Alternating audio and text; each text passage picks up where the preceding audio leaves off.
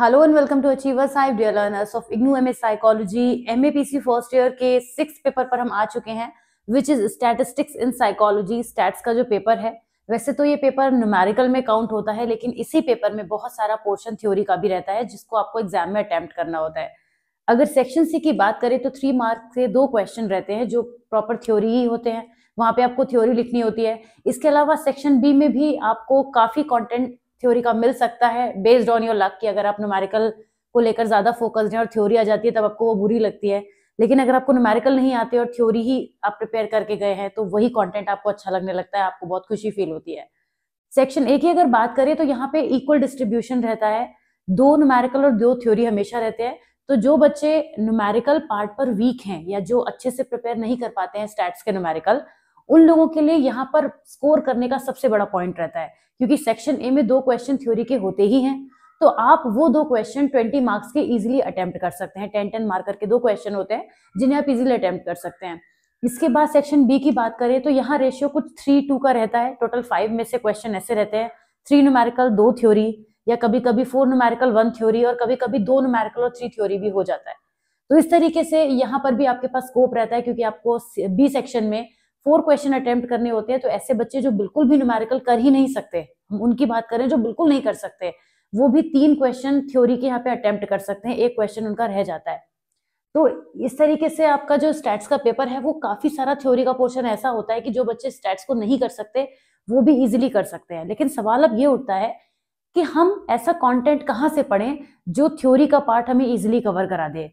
तो easy notes आपके ठीक सामने हैं जिनका एक्सप्लेनेशन हम आज बिगिन कर रहे हैं। आप बहुत समय से वेट भी कर रहे हैं इस एक्सप्लेनेशन का, और यहाँ पे जो चीजें आप समझेंगे, जो मैं आपको समझाऊंगी, सिंप्लीफाइड लैंग्वेज में नोट्स बनाए गए हैं और इस कंटेंट का पूरी तरीके से एग्जामिनेशन में यूज कर सकते हैं।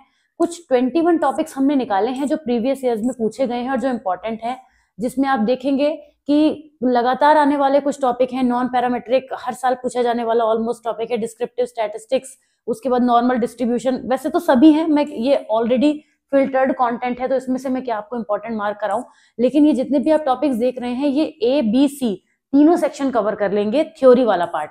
और यहाँ पे टोटल 21 टॉपिक्स हैं जिसमें आप देख रहे हैं 2 वे अनोवा।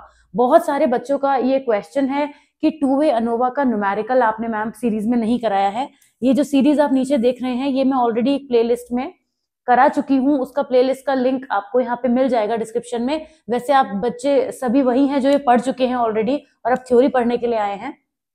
तो मैं आपको ये चीज बता दूं कि ये जो 2 वे अनोवा है ये थ्योरी में काफी पूछा जाता है। इसका न्यूमेरिकल अगर आप करने बैठेंगे तो 1 से सवा घंटा आराम से लग जाएगा, जो कि पेपर का टाइम ही नहीं होता है। पेपर सिर्फ 2 घंटे में आपको कंप्लीट करना होता है। तो 1 वे अनोवा आपका एग्जाम में आता है जब बिना क्रिटिकल वैल्यूज के और क्रिटिकल वैल्यूज के साथ, तो ये एग्जाम में आपको करना होता है। और 2 वे अनोवा थ्योरी में आपको पढ़ना होगा। ओके, इसके अलावा आप कुछ चीजें देख रहे होंगे, कोरिलेशन, इंटरैक्शनल इफेक्ट, ये सारी वो टर्मिनोलॉजी है। हाइपोथेसिस टेस्टिंग, ये कुछ चीजें आपको ऐसी नजर आ रही होंगी यहाँ पे जो जब 5th पेपर आप पढ़ रहे थे अभी जो रिसर्च का, उसमें आपको देखने को मिले थे। ऑलराइट, तो हम आज का वीडियो अब बिगिन करते हैं। ये कुछ ब्रीफिंग थी जो करनी जरूरी थी वीडियो के पहले, और अब हम शुरुआत करेंगे लेवल ऑफ मेजरमेंट से। बहुत ज्यादा पूछे जाने वाला टॉपिक है। वैसे मैं हर टॉपिक के पहले यही बोलती हूँ, लेकिन मैं आपको ये भी बता दूं कि ये तो टॉपिक्स ही सिलेक्टेड है तो मुझे वैसे भी ये बताना ही है आपको, ठीक है। लेवल्स ऑफ मेजरमेंट से स्टार्ट करेंगे। ये बहुत सिंपल टॉपिक है जो लेवल्स ऑफ मेजरमेंट में आपको कराने जा रही हूँ। इसमें आपको लेवल ऑफ मेजरमेंट्स के नाम से एक क्वेश्चन आ सकता है, आ जाए बहुत अच्छी बात है, मैं तो कह रही हूँ बहुत आराम से लिख लेंगे। थ्योरी का क्वेश्चन है ये कि मेजरमेंट के लेवल्स कौन कौन से होते हैं, मतलब किस किस लेवल पर हम मेजरमेंट कर सकते हैं। देखिए, स्टैटिस्टिक्स में मेजरमेंट जो टर्म है, पहले तो ये समझ लीजिए कि मेजरमेंट क्या होता है। जो हम जनरली करते हैं ना लाइफ में, चीजों को मेजर करना, उनको वेट के बेसिस पे मेजर करना, उन्हें कैटेगराइज करना, उन्हें नेमिंग करके करना, किसी भी तरीके से जो हम करते हैं वो सब मेजरमेंट ही होता है। तो यहाँ पर हम साइकोलॉजी में जो स्टैटिस्टिक्स पढ़ते हैं वहां पे मेजरमेंट के लेवल्स को हम समझेंगे पहले कि वो किस तरह से किए जाते हैं, जिनको हम स्केल्स ऑफ मेजरमेंट भी कहते हैं। ये हमें ये बताता है कि जो डेटा होता है स्टैट्स में उसको हम कैसे कैटेगराइज करते हैं या क्वांटिफाई करते हैं, वो बताने का तरीका होता है। स्टेनले स्मिथ स्टीव्स ने इनको डिफाइन किया था और उन लेवल्स को ये कहा था कि जो स्टैट्स और रिसर्च में बहुत ही फाउंडेशनल चीज है। जो अभी हम पढ़ने वाले हैं ना, ये बहुत बेसिक चीज है, मतलब ये इतनी सिंपल और सॉर्टेड है कि इसमें ज्यादा दिमाग ही नहीं लगाना है आपको। एक बार आपको 4 नाम याद हो गए तो चारों चीजें आपको आसानी से याद हो जाएंगी। तो वो 4 लेवल के नाम आपको याद करना है, nominal, ordinal, interval and ratio. ये बहुत सिंपल सी बात है कि आपको ये 4 टर्मिनोलॉजी याद करनी है, नॉमिनल लेवल पर, ऑर्डिनल लेवल पर, इंटरवल लेवल पर एंड रेशियो लेवल पर। 4 लेवल पर मेजरमेंट होता है, ठीक है, मेजरमेंट के 4 लेवल होते हैं।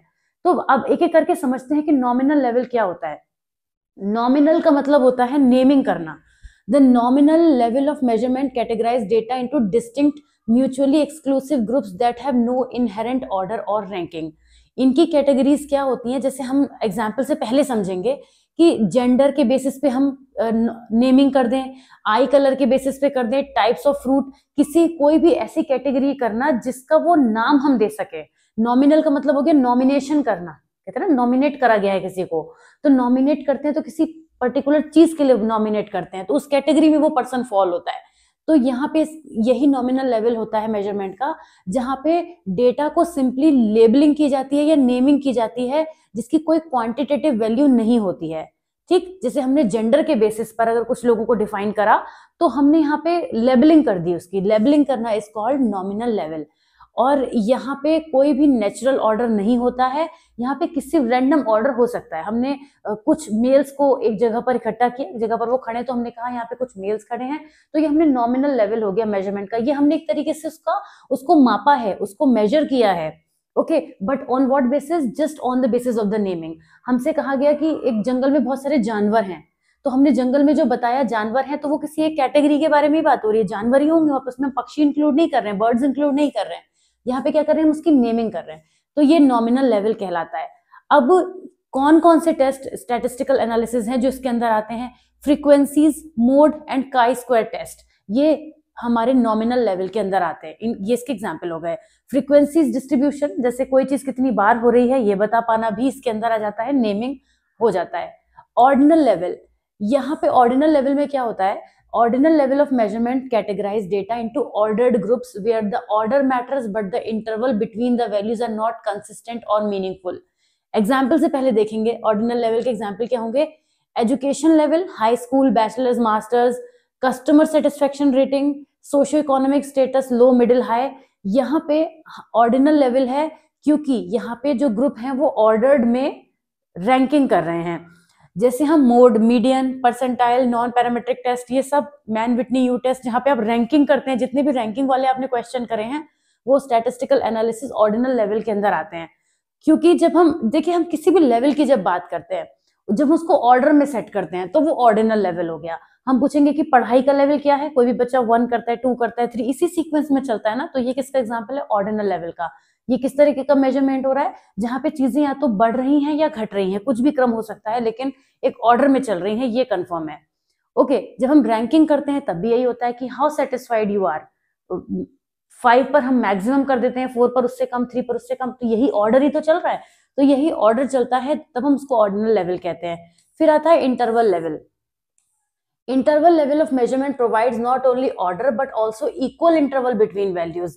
यहाँ पे एब्सोल्यूट 0 पॉइंट की कमी होती है, लेकिन रेशियो को मीनिंगफुली कंप्यूट नहीं किया जा सकता, मल्टीप्लिकेशन डिवीजन नहीं किया जा सकता।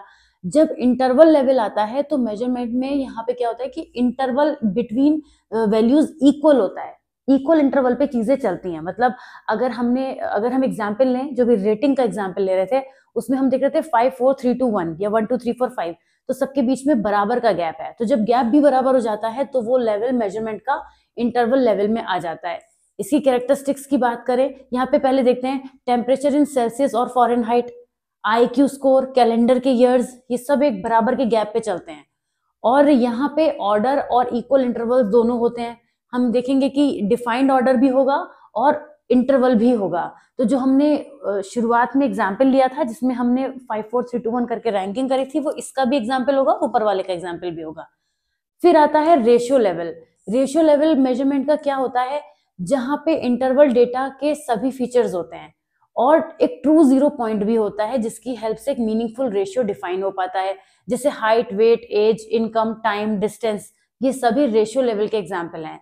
इसमें ट्रू 0 पॉइंट का प्रेजेंस होती है। इसका मतलब क्या है कि वैल्यूज रेशियो के फॉर्म में कंपेयर की जा सकती हैं। ट्रू 0 पॉइंट का मतलब ये हो गया कि वैल्यू जो है वो रेशियो के फॉर्म में भी कंपेयर की जा सकती हैं। इसके स्टैटिस्टिकल एनालिसिस की बात करें तो जितने भी मैथमेटिकल स्टैटिस्टिकल ऑपरेशन है वो जिसमें टी टेस्ट, अनोवा, रिग्रेशन, ये सब कुछ इसमें आ जाते हैं आपके रेशियो लेवल में। अगर समराइज करें इस तरीके से आप समरी बना के आ सकते हैं, नॉमिनल, ऑर्डिनल, इंटरवल, रेशियो, और इस तरीके से समरी बना के आप इनके example, true, 0 point, equal, interval, थोड़ा आपका आंसर थोड़ा इंप्रेसिव लगेगा, आप कर सकते हैं। तो इसकी क्या इंपॉर्टेंस है, लास्ट में हम इसकी इंपॉर्टेंस लिख देंगे कि हर एक टाइप का जो मेजरमेंट है वो हमें अलग अलग सिचुएशन में अलग अलग तरीके से मेजरमेंट करना होगा। हम कोई फिक्स तरीका लेकर तो चल नहीं सकते हैं। तो ऐसे में क्या होता है, हमें जिस भी टाइप के मेजरमेंट की जरूरत होती है उस तरीके की कैटेगरी में फॉल करके हम अपना काम कर सकते हैं, बेस्ड ऑन कि हमारी जरूरत क्या है। तो ये सिंपल टॉपिक था, आपने खुद ही देखा, बहुत जल्दी खत्म हो गया, ज्यादा कोई बड़ी बात नहीं थी, 4 नाम याद रखने थे, उनके फीचर्स ध्यान रखने थे। आते हैं दूसरे टॉपिक पे जो है नॉर्मल डिस्ट्रीब्यूशन। ये अकेला टॉपिक बहुत सारे क्वेश्चन प्रोड्यूस कराएगा, बहुत सारे। नॉर्मल डिस्ट्रीब्यूशन की कैरेक्टरिस्टिक्स किसी भी सेक्शन में मिल सकती हैं, ए में भी, बी में भी। ए सेक्शन में तो आपको नॉर्मल डिस्ट्रीब्यूशन कर्व के साथ साथ कैरेक्टरिस्टिक्स जुड़ सकती हैं। इस टॉपिक में से बहुत कुछ आता है, तो हमने इस टॉपिक में काफी कुछ कवर भी किया है, अभी आप देखेंगे। नॉर्मल डिस्ट्रीब्यूशन का पहले मतलब क्या होता है ये समझ लेते हैं। नॉर्मल डिस्ट्रीब्यूशन स्टैटिस्टिक्स में एक कर्व है, लेकिन ये तब बनता है जब किसी डेटा को एक हम ग्राफ की फॉर्म में डिस्ट्रीब्यूट कर देते हैं, बंटवारा करते हैं। लेकिन नॉर्मल डिस्ट्रीब्यूशन बनता कब है? नॉर्मल डिस्ट्रीब्यूशन तब बनता है, या हम नॉर्मल डिस्ट्रीब्यूशन को नॉर्मल डिस्ट्रीब्यूशन तब कहते हैं, या एक ग्राफ को हम नॉर्मल डिस्ट्रीब्यूशन तब कहते हैं जब हमारे पास स्कोर कुछ इस तरह के होते हैं कि जो मिडिल के स्कोर्स होते हैं वो हाईएस्ट होते हैं, जो हमारे पास अच्छा सबसे ज्यादा स्कोर करने वाले लोग होते हैं वो कम होते हैं, और पुअर परफॉर्मेंस वाले स्कोर भी हमारे पास कम होते हैं। अब ये बात कही गई है नॉर्मल कर्व के बारे में कि ये नॉर्मल कर्व इसलिए नॉर्मल बन जाता है क्योंकि जनरल लाइफ में किसी भी डेटा को जब हम डिस्ट्रीब्यूट करते हैं तो मैक्सिमम केसेस में हमें यही मिलता है।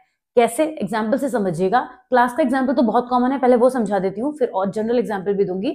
एक क्लासरूम में, जैसे आप भी स्टूडेंट रहे हैं तो आपको भी पता होगा कि आपकी क्लास में कुछ ही बच्चे होते थे जिनके बहुत अच्छे मार्क्स आते थे, जो टॉप करते थे, है ना। वो कितने बच्चे होते होंगे? मान लीजिए 50 स्टूडेंट्स आपकी क्लास में रहते होंगे, तो कुछ 7, 8, 9 बच्चे हो सकते हैं, मैक्सिमम बता रही हूँ मैं, इतने नहीं होते हैं जिनके बहुत ही टॉप क्लास मार्क्स आते हैं। फिर कुछ बच्चे ऐसे होते हैं जो बुरी तरीके से फेल हो जाते हैं या बहुत ही बॉटम पे रहते हैं, वो भी बहुत कम होते हैं, वो भी उतने ही होते हैं जितने टॉप वाले होते हैं, लगभग। और सबसे ज्यादा भीड़ किसकी होती है? एवरेज की होती है। ये तो एक एग्जाम्पल हो गया जो हम सभी जानते हैं, हम सभी स्टूडेंट रह चुके हैं, अपने अपने स्कूल टाइम के दिन याद आ गए होंगे कि या तो आप तीनों कैटेगरी में से किसी एक में जरूर रहे होंगे। अब हम जनरली देखते हैं, आप जैसे कोई सर्वे करिए, आप लोगों के पास जाइए और कुछ टाइप के आप एक क्वेश्चनर बना लीजिए और आंसर्स लेना शुरू करिए। तो कुछ लोग जो बहुत यूनिक आइडिया देंगे आपको, जैसे आपने कुछ भी क्वेश्चनर बनाया, कोई सर्वे बनाया, कुछ भी, anything that can be literally anything, आप उस पर जब सर्वे करना स्टार्ट करेंगे तो आप देखेंगे कुछ बहुत यूनिक थॉट वाले लोग जो होंगे वो उसमें 2 या 3 ही होंगे। मान लेते हैं आपने 20 लोगों का सर्वे किया, तो आपको 2 से 3 ही लोग ऐसे मिलेंगे मैक्सिमम जो बहुत ही यूनिक तरीके से उस सर्वे को आप कंप्लीट कराने में आपकी हेल्प करेंगे। और 2 से 3 लोग ऐसे मिलेंगे जो ऐसा सर्वे करेंगे कि आपको लगेगा कि मैं इनके पास ही क्यों गया, ऐसा भी फीलिंग आ सकती है आपको। अब जो बाकी के लोग हैं वो सब कौन है? वो एवरेज है, वो एक जैसे टाइप की बात करेंगे, थोड़ा बहुत वेरिएशन होता रहेगा मगर बात लगभग लौट फिर के घूम फिर के वैसी मिलेगी।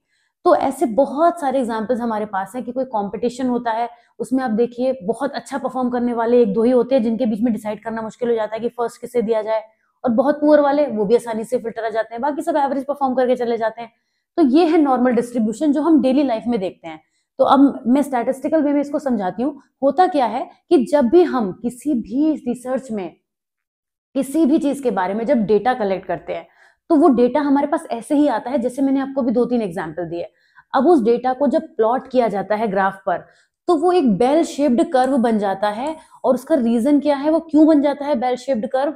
क्योंकि हमारे पास टॉप करने वाले बच्चे और पुअर परफॉर्मेंस करने वाले बच्चे, टॉप वाले और पुअर परफॉर्मेंस वाले बच्चे, हमेशा, बच्चे तो वर्ड मेरे मुंह से ज्यादा निकलता है क्योंकि मैं खुद टीचर हूं तो बच्चे के ही बीच रहती हूँ दिन भर में, तो वो निकल जाता है, बट जनरली हमारे पार्टिसिपेंट्स हो गए। तो इधर हमारे पास अच्छा स्कोर करने वाले और इधर हमारे पास बहुत पुअर स्कोर करने वाले हमेशा ग्राफ को नीचे से उठाते हैं। सबसे ज्यादा जो हमें मिलते हैं वो एवरेज होते हैं, ठीक है। तो यही चीज हम इस ग्राफ के थ्रू नॉर्मल डिस्ट्रीब्यूशन में दिखाते हैं। इसका नाम नॉर्मल डिस्ट्रीब्यूशन ही इसलिए पड़ा है क्योंकि यहाँ पे चीजें इस तरीके से नॉर्मली डिस्ट्रीब्यूट हो जाती हैं। अब आप समझेंगे, जो मैंने आपको पूरी कहानी अभी समझाई है उसके बेसिस पे आप समझ गए होंगे कि नॉर्मल डिस्ट्रीब्यूशन कर्व क्या है। गॉसियन डिस्ट्रीब्यूशन इसका नाम है। एक ऐसा फंडामेंटल और वाइडली यूज प्रोबेबिलिटी डिस्ट्रीब्यूशन है स्टैटिस्टिक्स में, जो ये डिस्क्राइब करता है कि कॉन्टिन्यूस प्रोबेबिलिटी डिस्ट्रीब्यूशन सिमेट्रिक होगा और बेल शेप्ड होगा, जहां पर सबसे ज्यादा जो ऑब्जर्वेशन होंगे वो सेंट्रल पीक के अराउंड होंगे, and probabilities type off symmetrically on both sides. In many natural and social phenomena, normal distribution approximates the distribution of data, जो कि स्टैटिस्टिकल एनालिसिस में हम यूज करते हैं। ठीक है, इस पिक्चर को आपको बनाना है और ये दिखाना है, जो वैल्यूज लिखी हुई है ना म्यू करके, मीन की कितना कितना डेटा रहता है, ये सारा हमको अभी बताना है। आता है कैरेक्टरिस्टिक्स ऑफ नॉर्मल डिस्ट्रीब्यूशन, जो बहुत पूछा जाता है, बात ही यहीं से करेंगे। इसकी सबसे पहली खास बात है, मैं फटाफट चलूंगी, यहाँ पे बहुत छोटी छोटी बातें हैं। ये कर्व हमेशा बेल शेप्ड होता है, इसमें सिमेट्रिकल बेल शेप्ड कर्व होता है। सिमेट्रिकल का मतलब तो आप जानते हैं, 5th-6th क्लास से सिमेट्री का टॉपिक आ जाता है, 4th-5th से मैथ्स में आ जाता है। सिमेट्री का मतलब होता है एक लाइन के अबाउट मिरर इमेज बनना। तो अगर इस ग्राफ में भी हम देखें, इस पिक्चर में भी हम देखें, और ये जो मिडिल लाइन आपको नजर आ रही है, इसके दोनों तरफ अबाउट कर्व सेम ही है। ऑलराइट, तो यहाँ पे बेल शेप्ड होता है कर्व, इसमें सिमेट्री होती है, यानी कि जो डिस्ट्रीब्यूशन होता है अपने मीन के अराउंड सिमेट्रिक होता है, यानी लेफ्ट और राइट साइड जो है वो मिरर इमेजेस होती हैं एक दूसरे की। यहाँ इसकी एक और खास बात होती है कि मीन, मीडियन, मोड तीनों इक्वल होते हैं इसमें। मीन, मीडियन और मोड इक्वल होते हैं, मिडिल में एग्जिस्ट करते हैं। ये एसिम्प्टोटिक होता है, यानी कि जो टेल्स है नॉर्मल डिस्ट्रीब्यूशन की, वो कभी टच नहीं करती, वो हॉरिजॉन्टल एक्सिस में चलती हैं। ये बात भी यहाँ ध्यान देने वाली है, भले ही हमने इसको क्विकली देख लिया, तो ओवरव्यू कर लिया था। ये जो पिंक लाइन है, ये पर्पल से टच नहीं करती है, ये पिंक लाइन भी पर्पल से टच नहीं करती है, ये ऊपरी सतह पर रहती है इसकी। ठीक है, तो इसको हम बोलते हैं कि एसिम्प्टोटिक होती है। ये 2 पैरामीटर से डिफाइन होता है, मीन और स्टैंडर्ड डेविएशन। वैसे तो अभी हम सब पढ़ेंगे आगे, आप डिटेल में पढ़ेंगे चीजों को, लेकिन फिर भी एक ओवरव्यू करा देती हूँ। मीन तो आप सभी जानते हैं, this is the central tendency of the distribution, जो किसी भी कर्व के सेंटर के बारे में बताती है। मीन के थ्रू हम मिडिल वैल्यू ही तो निकालते हैं, तो यहाँ पर भी इस कर्व में भी ये मिडिल वैल्यू को बताती है। और स्टैंडर्ड डेविएशन ये बताती है कि कितना जो हमारा ग्राफ है वो डेविएट हो रहा है, शिफ्टिंग कितनी आ रही है उसमें, वो हम स्टैंडर्ड डेविएशन के थ्रू पता करते हैं। इसमें एक और चीज होती है इंटरेस्टिंग, जिसको हम 68, 95, 99 रूल कहते हैं। 68, 95, 99 में ये हमें ध्यान देना होगा, इतना % डेटा जो होता है वो 1 स्टैंडर्ड डेविएशन में फॉल करता है मीन से, 2 डेविएशन में फॉल करता है, 3 डेविएशन में। इसी पिक्चर में अगर वापस आ जाए, इस ग्राफ में अगर हम देखें, तो यहाँ पे μ1 दिख रहा है, μ2, μ3 दिख रहा है, -1, -2, -3 दिख रहा है। तो यही चीजें हैं जो हम यहाँ पर देखते हैं कि कितना कितना डेटा हमारा कहाँ कहाँ रहता है, वो इस रूल के हिसाब से रहता है। ये कॉन्टिन्यूस प्रोबेबिलिटी डिस्ट्रीब्यूशन को दिखाता है कि ये नॉर्मल प्रोबेबिलिटी डिस्ट्रीब्यूशन जो है वो कॉन्टिन्यूस है, मतलब ये कॉन्टिन्यूस डेटा के साथ में डील करता है और प्रोबेबिलिटीज इंटरवल्स में कैलकुलेट होती हैं। इसकी एक पीक होती है, एक मोड होता है, और मीन पर होते हैं वो सब की, यानी जो भी वैल्यूज हैं वो सेंटर पॉइंट के ही अबाउट है मैक्सिमम। ये चीज हमने एग्जाम्पल में भी समझी थी। अब आपको नॉर्मल डिस्ट्रीब्यूशन का मैथमेटिकल फॉर्मूला लिखना भी है, ध्यान रखना है, लिख कर आएंगे, बहुत अच्छी बात है। बाय एनी चांस आप इसको याद नहीं कर पाते हैं, आपको प्रॉब्लम आती है, इसको नोट कर लीजिए। वैसे तो आपके पास नोट्स होंगे, अगर नोट्स नहीं है तो आप इसे यहाँ से पिक्चर से नोट भी कर सकते हैं। इसके लिए मैं आपको अपना स्क्रीनशॉट लेने का भी टाइम दे देती हूँ, जिससे कि आप फटाफट से इसको लिख पाएं। और पिक्चर ले ली होगी आपने अभी तक, इसको नोट कर लीजिए, इसको आपको लिखकर आना है एग्जाम में। ओके, ठीक है, आपने फॉर्मूला लिखना जरूरी होता है। फॉर्मूले में मैं आपको कुछ समझा नहीं सकती कि फॉर्मूला है वो तो याद ही रखना है आपको। नॉर्मल डिस्ट्रीब्यूशन के एप्लीकेशन की बात करते हैं। अभी आपने समझा कि हम नेचुरल और सोशल फिनोमिना में इस नॉर्मल डिस्ट्रीब्यूशन का यूज करते हैं। बायोलॉजिकल, साइकोलॉजिकल, सोशल वेरिएबल, बहुत सारी चीजें ऐसी होती हैं जो कि एक नॉर्मल डिस्ट्रीब्यूशन के अबाउट फॉल करती हैं। तो नॉर्मल डिस्ट्रीब्यूशन हमें उसको रियल वर्ल्ड प्रेडिक्शन को अंडरस्टैंड करने में हेल्प करता है। इसकी हेल्प से हम बहुत सारे स्टैटिस्टिकल इन्फ्रेंसेस भी निकालते हैं।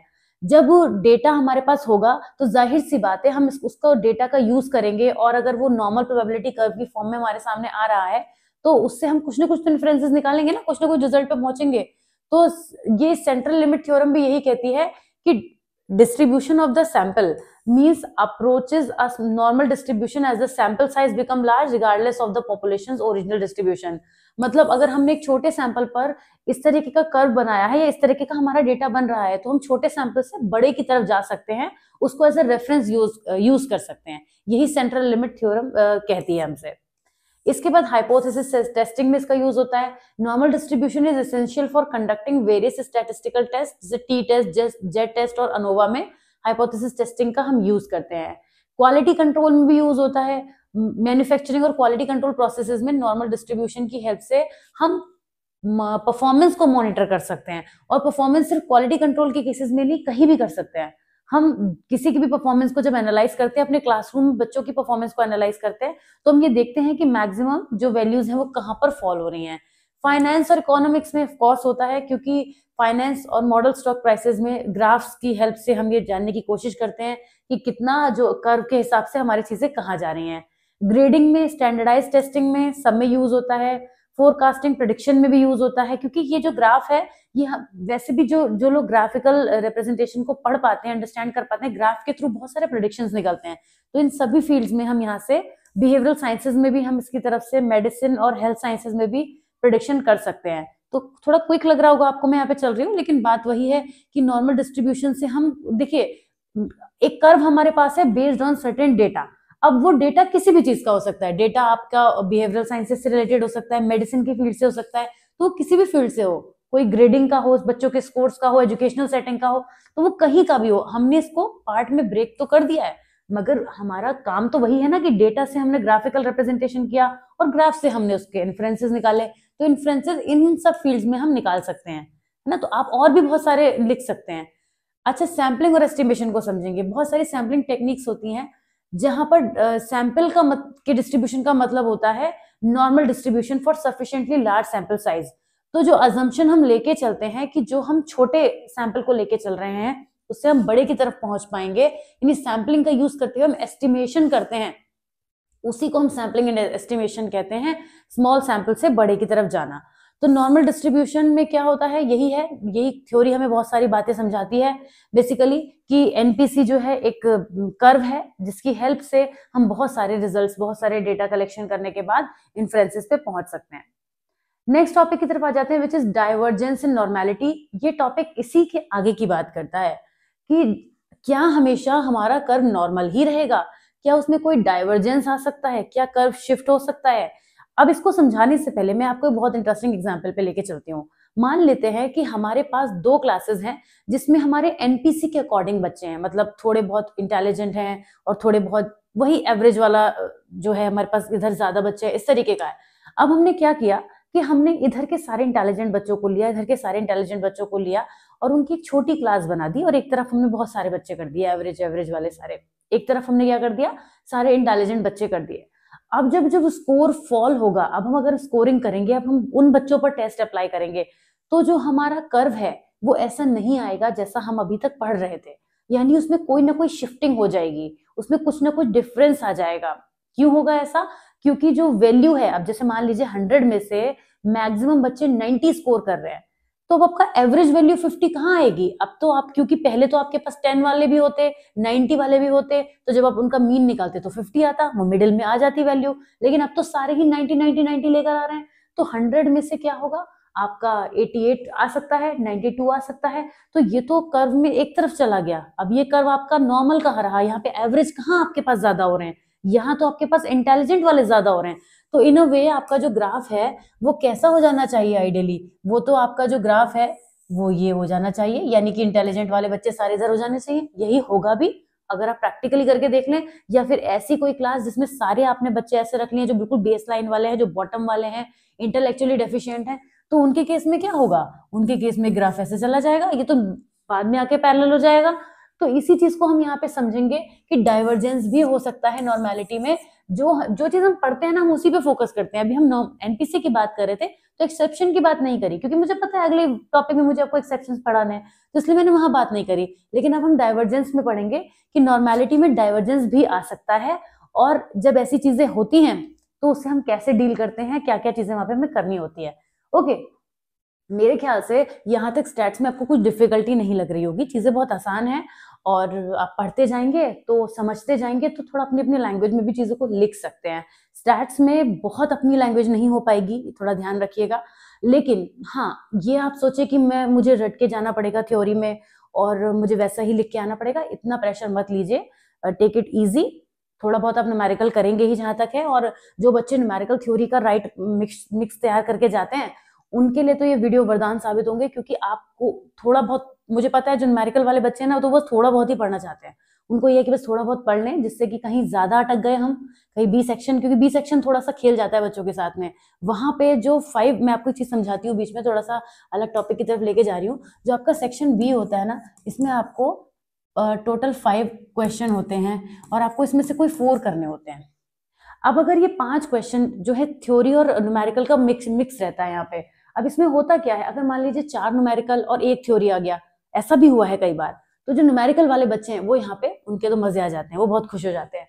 लेकिन जनरली ये 2-3 का चलता है, 2-3 का, 2 न्यूमेरिकल 3 थ्योरी, या 2 थ्योरी 3 न्यूमेरिकल। तो ऐसे में बराबर का रहता है, बराबर का। तो यहीं पर जो मार्क्स आपके कटते हैं ना स्टैट में, वो ये सेक्शन बी में ये खेल होता है। जो पूरी तरीके से न्यूमेरिकल वाले बच्चे होते हैं वो क्या करते हैं, वो 3 न्यूमेरिकल कर देते हैं और 1 को भगवान के भरोसे छोड़ देते हैं, या फिर कुछ भी लिखाते हैं कि चलो थ्योरी में तो करना ही पड़ेगा चौथा क्वेश्चन हमें थ्योरी से। और थ्योरी वाले बच्चों के साथ भी यही होता है, अगर वो 3 थ्योरी कर दिया है उन्होंने, तो 1 न्यूमेरिकल को भी वो भगवान के भरोसे ऐसी है तो क्या ही करेंगे भगवान के भरोसे, तो न्यूमेरिकल भी नहीं हो पाएगा, वहां पे आता होगा तभी होगा। तो यहाँ पे ये चीज हो जाती है कि अगर आपने थ्योरी भी थोड़ी बहुत पढ़ ली है, तो वो जो ट्रिक जहां पे आप फंस रहे हैं न्यूमेरिकल में, वो आप हैंडल कर सकते हैं बहुत आसानी से। थोड़ा सा आपको भी माइंड को ब्रेक दे रही थी मैं ये सब बातें करके। हाँ, मेरे ख्याल से अब आप वापस आ जाइए मेरे साथ, आते हैं डाइवर्जेंस की तरफ। तो अब डाइवर्जेंस को पढ़ लेते हैं पहले कि डाइवर्जेंस होता क्या है। इन statistics, divergence in normality refers to deviation or departures from a normal distribution in a data set. ये बात आपको समझा चुकी हूं मैं। Since many statistical methods including parametric tests like t-test, ANOVA and linear regression assume that underlying data is normally distributed, divergence from normality can impact the reliability and validity of these analysis. ये सारी बात मैं बताई है मैंने आपको, इसमें कुछ नया नहीं है। जब आप ये सब न्यूमेरिकल करते हैं ना, t-test या ANOVA के, linear regression के, जब आप इनके न्यूमेरिकल्स को सॉल्व करते हैं, तो उस टाइम पर जो आपके सामने डेटा आता है ना, वो यही अज्यूम करके आता है कि आप जो इनका मीन है, जो इनके बीच के वैल्यूज हैं, वो सब नॉर्मली डिस्ट्रीब्यूटेड है। ओके, तो अब हम ये जानने की कोशिश करेंगे कि नॉर्मेलिटी कैसे क्रिएट हो जाती है, कौन कौन से वो तरीके होते हैं। सबसे पहले तो स्क्यूनेस। स्क्यूनेस का मतलब होता है कि डेटा डिस्ट्रीब्यूशन मीन के अबाउट स्क्यू हो गया है। पॉजिटिव स्क्यू जब होता है तो राइट स्क्यू हो जाता है। इसकी जो distribution has a longer right tail with most values concentrated on the left. This is common in income or age data where a few high values pull the mean to the right. जो मैंने अभी आपको example दिया था picture का, वही है। ये सारे पिक्चर्स ना अभी आपको आगे मिलेंगे, और जहां जहां पर आप ये करेंगे वहां आपको इसको बनाकर भी आना है। ठीक है, जब पॉजिटिव स्क्यू होगा तो मतलब ये पॉजिटिव स्क्यू का एग्जाम्पल है, यहाँ पे राइट शिफ्टिंग हो गई है। और जब नेगेटिव स्क्यू होगा तो नेगेटिव स्क्यू में क्या होगा, ये सबके पिक्चर्स आगे अवेलेबल हैं, ये टॉपिक अलग से पूछे जाता है स्क्यूनेस पर, तो वहां पर मैंने प्रॉपर इनके पिक्चर्स डाले हुए हैं। ठीक, तो नेगेटिव स्क्यू में क्या होता है, नेगेटिव स्क्यू की इमेज कैसे बनेगी, ये मैंने अभी आपको बताया था, वो स्क्यूनेस का ही एग्जाम्पल था। Distribution has a longer left tail with most values on the right. This is less common but can appear in data like test scores and other things. तो यहाँ पे पॉजिटिव और नेगेटिव स्क्यूनेस होती है। फिर आता है kurtosis. Kurtosis means the tailedness of the extremity of deviation with in a distribution. Leptokurtic, platykurtic, 3 type के कर्टोसिस होते हैं, जिसमें आपको अभी आगे चल के हम देखेंगे तो आपको नजर आएंगे। मैं क्विकली आपको, पेज नंबर तो मुझे नहीं पता है उसका एग्जैक्टली, लेकिन आगे जब आएगा तो कर्टोसिस को वहां पे समझ लेंगे और मैं पिक्चर की हेल्प से एक्सप्लेन कर दूंगी। फिर कुछ आउटलायर्स होते हैं, extreme values that are significantly different from the rest of the data. अगर हम कोई डेटा कलेक्शन कर रहे हैं और उसमें कुछ ऐसी वैल्यू मिल गई जो बिल्कुल एक्सट्रीम है, तो वो पूरे डेटा को हिला देगी। एक ही टाइप की डेटा मिलने पर ही हम जो हमारा कर्व है वो नॉर्मल होगा, अदरवाइज वैल्यू जो है वो शिफ्ट हो जाएंगी। मल्टीमोडालिटी होने की वजह से भी हो सकता है। जब नॉर्मल डिस्ट्रीब्यूशन यूनी मॉडल हो, मतलब जिसकी सिंगल पीक हो, जिसके में हैव मल्टीपल पीक्स, और कुछ डिस्ट्रीब्यूशन के मल्टीपल पीक्स हो, मल्टी मॉडल हो, तब यहाँ पे हमें मल्टी मोडालिटी की वजह से नॉर्मल डिस्ट्रीब्यूशन में प्रॉब्लम देखने को मिल सकती है। नॉर्मल डिस्ट्रीब्यूशन तो यूनी मॉडल ही होता है, सिंगल पीक ही होती है, लेकिन ऐसे वैल्यू जिसमें हमें 2 मीन मिल जाए या 2 एवरेज नजर आने लग जाए। अब 2 एवरेज कैसे आएंगे, जब हम डेटा को 2 पार्ट में डिवाइड कर लेंगे, तब हमें मल्टी मोडालिटी देखने को मिलेगी। बायमोडालिटी स्पेसिफिक केस होता है मल्टी मोडालिटी का, जहां पे 2 क्लियर पीक्स होती हैं। तो बायमॉडल डिस्ट्रीब्यूशन ये दिखाता है कि 2 डिफरेंट कैटेगरीज या 2 पॉपुलेशंस को लेकर बनाया गया है, मतलब एक ही डेटा को 2 पार्ट में डिवाइड करते हैं तो वो बायोमोडालिटी हो गया, 2 से भी ज्यादा कर देंगे तो वो मल्टी मोडालिटी में आ गया। अब डाइवर्जेंस नॉर्मेलिटी से जब होता है तो मैटर क्यों करता है, ये पहली बात तो हमारे स्टैटिस्टिकल टेस्ट पर इंपैक्ट डालता है। जब भी डाइवर्जेंस होगा तो वो हमारे नॉर्मेलिटी पे जो कैलकुलेशंस आएंगे उनमें डेविएशन दिखाएगा. When data diverges from normality, it can affect p values and confidence interval, increasing the likelihood of type 1 और type 2 error. कुछ टर्मिनोलॉजीज ऐसी आएंगी जिन्हें मैं इंटेंशनली भी यहाँ नहीं एक्सप्लेन कर रही हूँ, क्योंकि जब आप वापस से उनको डिटेल में पढ़ेंगे ना, ऐसा होता है कि कोई टॉपिक साइकोलॉजिकली ये चीज प्रूवन है कि जब भी कोई नई चीज आपकी आंखों के सामने, आपके दिमाग के सामने लाई जाती है, तो वो जितना क्लैरिटी से लाई जाएगी उतना अच्छे से आपको भी परसीव होगी. अगर मैंने यहाँ पे टाइप 1 टाइप 2 को बताना शुरू कर दिया तो क्या होगा, हम इस मेन टॉपिक से भटक के टाइप 1 टाइप 2 पे चले जाएंगे और एक्सप्लेनेशन हमारा लेंदी हो जाएगा. अभी के लिए आप ये ध्यान रखिए कि जब स्टैटिस्टिकल टेस्ट पे इसका इंपैक्ट आता है कि टाइप 1 टाइप 2 एरर्स पर ये कोई इंक्रीज कर देता है, मिसलीड कर सकता है कंक्लूजन को. जाहिर सी बात है, जब हमारा जो सैंपल साइज हमने लिया था वो सेंट्रल लिमिट थ्योरम को फॉलो ही नहीं करेगा, क्योंकि जब हमने जिस सैंपल के हिसाब से हम चीजों को कर रहे हैं और वो बड़े होकर या दूसरे बड़े सैंपल पर चीजें बदल जाएंगी तो ऑफ कोर्स इस पर फर्क आ जाएगा. डिस्क्रिप्टिव इन स्टैटिस्टिक्स पर भी इन्फ्लुएंस आएगा. मीन्स और स्टैंडर्ड डेविएशन जो होते हैं वो आउटलायर्स और स्क्यूनेस के लिए सेंसिटिव होते हैं. Divergence from normality can make these statistics less representative of the data set, impacting the interpretation of data. तो डिस्क्रिप्शन करने में भी प्रॉब्लम आएगी. मॉडलिंग एंड प्रिडिक्शन करने में भी यहाँ पे प्रॉब्लम आएगी, क्योंकि जाहिर सी बात है लीनियर रिग्रेशन, ये बहुत सारे ऐसे एरर्स होंगी जो हमें यहाँ पे देखने को मिलेंगी, तो प्रिडिक्शन में भी प्रॉब्लम आएगी. अब हम इसको असेस कैसे कर सकते हैं, डाइवर्जेंस को असेस कैसे कर सकते हैं नॉर्मेलिटी से? कुछ ग्राफिकल मेथड्स हैं, कुछ स्टैटिस्टिकल मेथड्स हैं जिनके आपको थोड़ा थोड़ा नाम याद रखने होंगे. अगर आप इनके नाम याद रख पाते हैं तो वेल एंड गुड, अगर नहीं रख पाते हैं तो मैं आपको एक सजेशन दूंगी, क्योंकि ऑलरेडी स्टैट्स में इतना कुछ याद रखने के लिए तो एक प्रॉब्लम होती है. आप सिर्फ इसको याद करके जाइए और कोई नाम अंदर मत लिखिए, लेकिन आप अंदर चीजें क्या लिख के आएंगे, ग्राफिकल मेथड में आप ये लिख के आएंगे कि to assess the divergence from normality a lot of graphical methods are used, जिसकी हेल्प से हम क्या कर सकते हैं, डेटा की शेप को आइडेंटिफाई कर सकते हैं. राइट, लिखा है visualize the data shape to identify skewness, kurtosis and multimodality. जब हमें when we will be aware of the shape of the graph, then we can take inferences from or we can reach to the conclusion. So this is how we can understand कि how much divergence is there with the help of the graphical methods. इस तरीके से भी आप लिख सकते हैं. फिर statistical method में हम क्या लिखेंगे, statistical method में there are a lot of statistical tests which can be applied to find out the variation in the data, due to which we will be able to find out whether there is deviation or not, or how much deviation is there. So with the help of certain statistical test we can find out the deviation in the data. अब बात वही थी, आप देखिएगा मैंने उसको एक language के फॉर्म में आपके सामने बना दिया. इस तरीके से लिख लेंगे. तो एड्रेसिंग डाइवर्जेंस फ्रॉम नॉर्मेलिटी, बहुत सारे तरीके होते हैं. डेटा ट्रांसफॉर्मेशन की हेल्प से करते हैं, नॉन पैरामेट्रिक टेस्ट हम कंडक्ट करते हैं.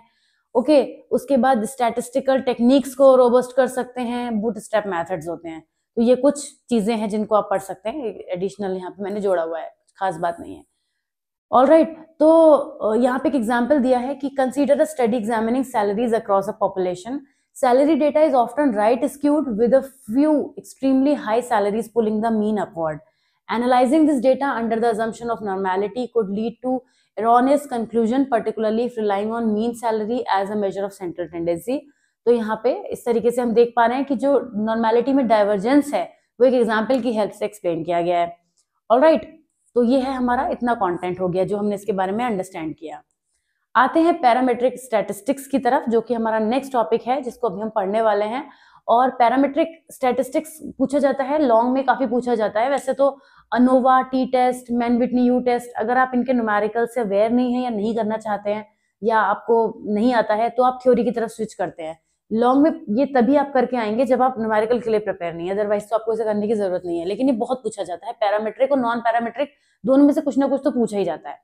वैसे भी आपको ये समझना जरूरी है कि पैरामेट्रिक स्टैटिस्टिक्स क्या होती है, क्योंकि जब आप न्यूमेरिकल्स करते हैं ना तो वहां पे भी आपको काफी चीजें उससे कनेक्टेड मिलती है.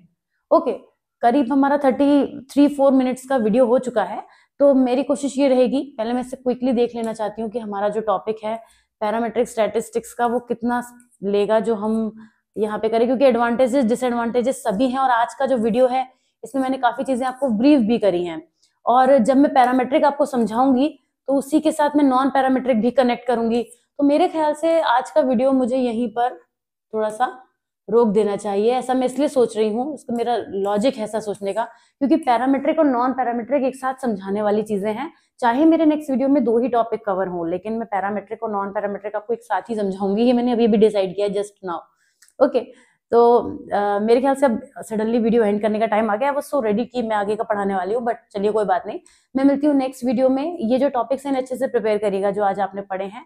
थोड़ा कम हमने कंटेंट लिया, बट दैट्स ओके, क्योंकि एक समझने लायक ही आप समझ पाएंगे, इतना भी दिमाग को फ्रीज नहीं करना है आपके। तो मिलती हूँ आपसे नेक्स्ट वीडियो में, जहाँ पे पैरामीट्रिक अगेन मैं बता दूं बहुत इंपॉर्टेंट टॉपिक हम करेंगे, तो उस वीडियो को मिस मत करिएगा। और अभी के लिए साइन ऑफ कर रही हूँ। Take care of yourself. Channel को सब्सक्राइब नहीं किया तो जरूर कर दीजिएगा। वीडियो कैसा लगा कमेंट्स में बताइएगा। कोई डाउट कोई क्वेरी हो तो जरूर पूछेगा। चलिए मिलती हूँ आपसे नेक्स्ट वीडियो में। Till then take care of yourself. Bye bye.